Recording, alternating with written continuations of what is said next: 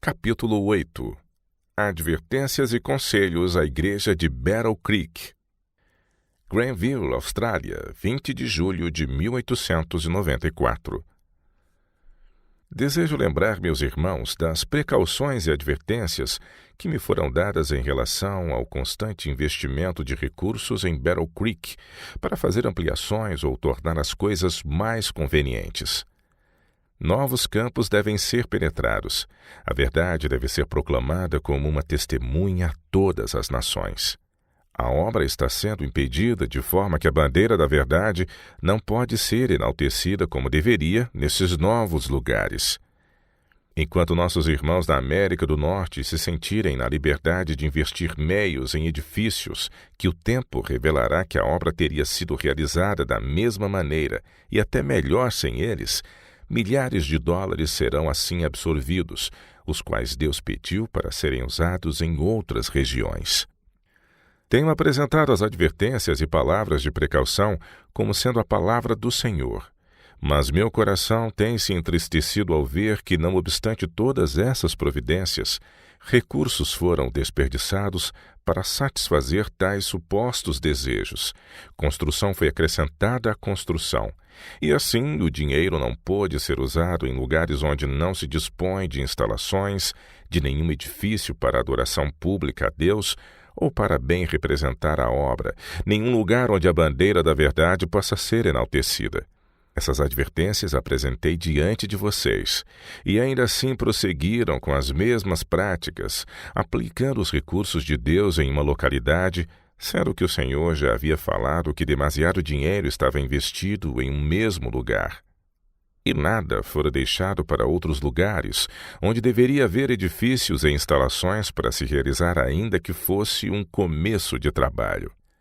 Que apelo receberam vocês para investir milhares de dólares em edifícios escolares adicionais? Vocês consideravam que esse investimento era necessário, mas por acaso não receberam orientação para não investir dinheiro dessa forma? O tempo do fim.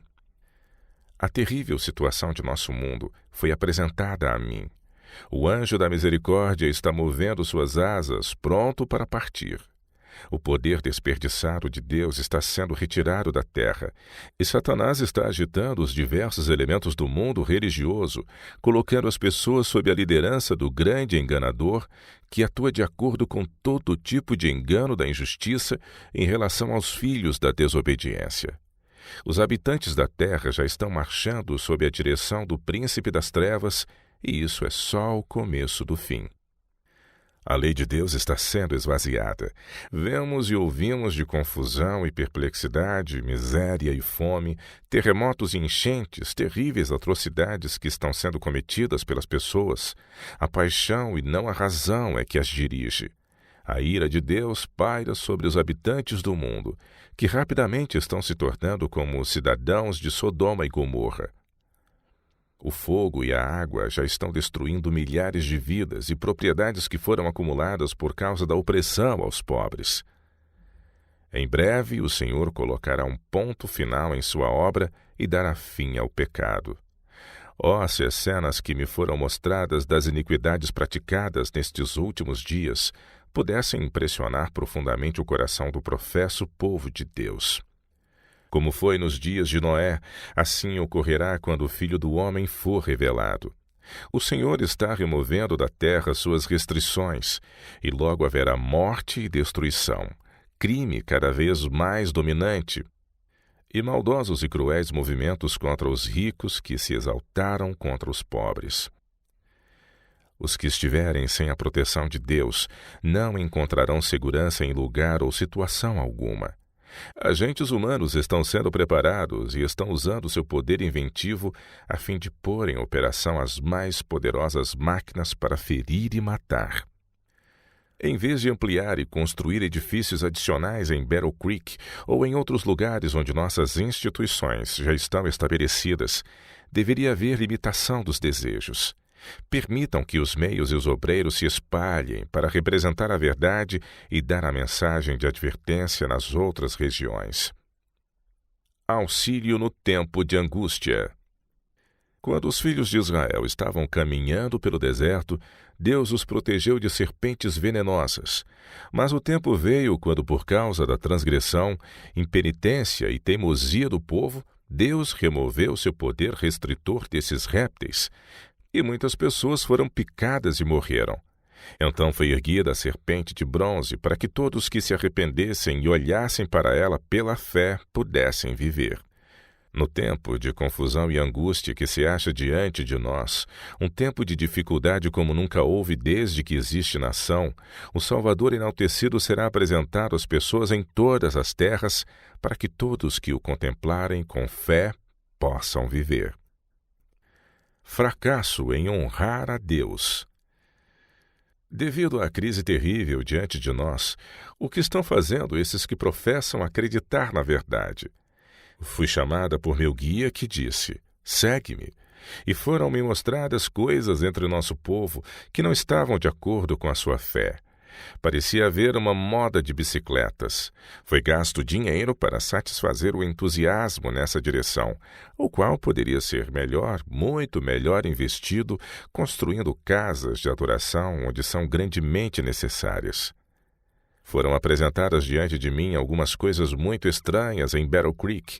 Uma influência encantadora parecia estar passando lá como uma onda por sobre nosso povo. E vi que isso seria seguido por outras tentações. Satanás trabalha com intensidade de propósito para induzir nosso povo a investir seu tempo e dinheiro satisfazendo supostos desejos. Essa é uma espécie de idolatria.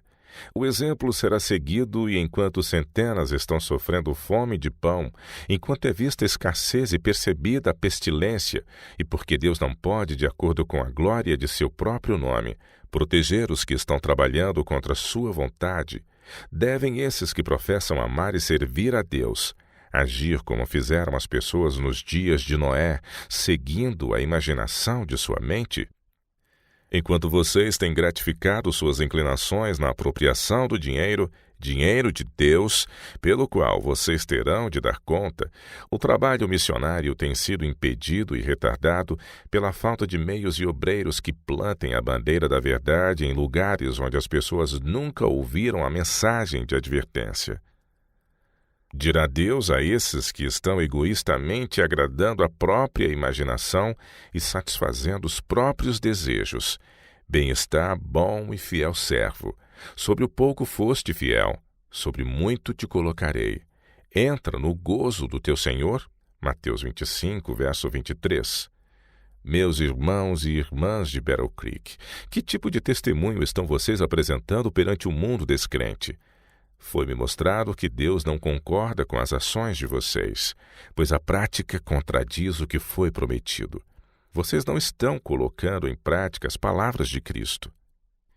Foi-me dito por meu guia: olhe e veja a idolatria de meu povo com quem tenho eu falado em todo o tempo e apresentado a eles os seus perigos. Eu esperava que eles produzissem frutos. Alguns até estavam se esforçando por passar à frente dos outros, cada um tentando superar o outro em correr mais rápido com suas bicicletas. Havia um espírito de discussão e contenda entre eles, sobre qual deveria ser o maior. O espírito era semelhante ao que se manifesta nos jogos de beisebol entre os jovens na escola. Disse meu guia: isso é uma ofensa a Deus. Tanto próximo quanto longe as pessoas estão perecendo por falta do pão da vida e da água da salvação. Quando Satanás é derrotado em um plano, ele está pronto com outros esquemas e planos que parecem atraentes e necessários, mas que absorverão dinheiro e energias e encorajarão o egoísmo, de forma que ele possa vencer os que se deixam ser conduzidos assim facilmente por uma falsa e egoísta indulgência. Surge a pergunta: que parte desempenham essas pessoas para o avanço do trabalho de Deus? Será que estão apercebidas da importância do trabalho delas neste tempo? Cristo disse aos discípulos: vós sois a luz do mundo. Assim resplandeça a vossa luz diante dos homens, para que vejam as vossas boas obras e glorifiquem o vosso Pai que está nos céus. Mateus 5, de 14 a 16. Está esse investimento de dinheiro e essa correria de bicicletas pelas ruas de Battle Creek, oferecendo evidência de autenticidade de sua fé na última e solene advertência a ser dada aos seres humanos que se encontram no limiar do mundo eterno? Meus irmãos e irmãs na América do Norte, faço a vocês o meu apelo. Não errem, Deus não se deixa escarnecer, porque tudo o que o homem semear, isso também ceifará. Gálatas 6, verso 7. A vida de muitos é demasiadamente delicada e frívola. Essas pessoas não têm a menor noção do que significa aguentar o sofrimento como bons soldados de Cristo. São obstáculos à obra de salvação de pessoas. Eles têm muitos desejos, tudo deve ser conveniente e fácil, de modo a satisfazer seu gosto. Eles não farão coisa alguma de própria iniciativa, e os que fariam algo são impedidos por suas suposições e desejos imaginários e por seu amor aos ídolos. Pensam de si mesmos como sendo cristãos, mas não sabem o que significa uma vida de cristianismo prático. O que significa ser um cristão? Significa ser semelhante a Cristo. Quando Deus vê pessoas de seu povo restringindo seus desejos imaginários e praticando a negação do eu, não com um espírito triste de lamentação, tal como a esposa de Ló quando partiu de Sodoma, mas alegremente para a causa de Cristo, e porque essa é a coisa certa a fazer, o trabalho então avança com poder. Não deixe coisa alguma, ainda que querida, ainda que amada, absorver sua mente e sentimentos, desviando-os do estudo da palavra de Deus ou da oração sincera. Vigie em oração. Viva de acordo com seus próprios pedidos. Coopere com Deus, trabalhando em harmonia com Ele. Expulse do templo da alma tudo aquilo que assume a forma de um ídolo. Agora é o tempo de Deus, e o tempo dele é o seu tempo. Lute o bom combate da fé, recusando-se a pensar ou falar em incredulidade. O mundo deve ouvir a última mensagem de advertência.